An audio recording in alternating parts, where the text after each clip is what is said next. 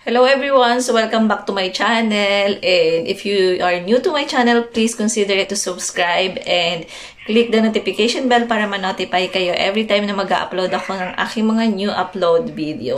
So sasagutin na naman natin yung isa nating viewers na may tanong siya, bago lang to, si Mr. Denver Peralta. I think na meron siyang plan na magtrabaho dito sa Greece as a seasonal, kasi yun yung question niya sa akin dito sa comment niya.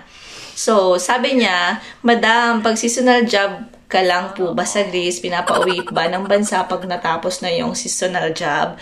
So, para po sa akin, based on my opinion, and disclaimer, yung isasagot ko is based lang dun sa nalalaman ko, okay? So, dun sa mga makakapanood nito na nandito sa Greece, at kung may alam kayo na ibang sagot, pwedeng kayong mag-comment para naman may share natin sa mga may tanong about din dito sa ganitong tanong. Same question. Okay.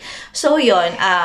Sagot ko dito is talaga na kailangan mo umuwi ng Pilipinas kasi nga seasonal job lang yung kontrata mo. Pero, ang pagkakaalam ko rin is may binibigay na allowance kapag wala kayong trabaho yung gobyerno dito sa Greece. Pero yung iba din naman is naghahanap ng trabaho or part-time dito sa center ng Athens or kung saan man. Yun talaga yung ginagawa ng mga na nagwo-work as a seasonal job dito sa Greece.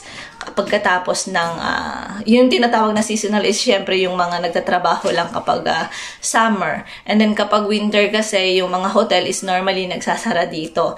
Meron din namang mga hotel na kapag walang trabaho or close sila, binibigyan nila ng ibang trabaho or pinapasa nila yung applicant nila doon sa mga kilala nila na kailangan ng trabahante talaga dito sa Greece. So ganun yung kalakaran na nalalaman ko dito sa mga nag-work as a seasonal worker. So yun, and hopefully nasagot ko yung katanungan mo, Mr. Denver Peralta.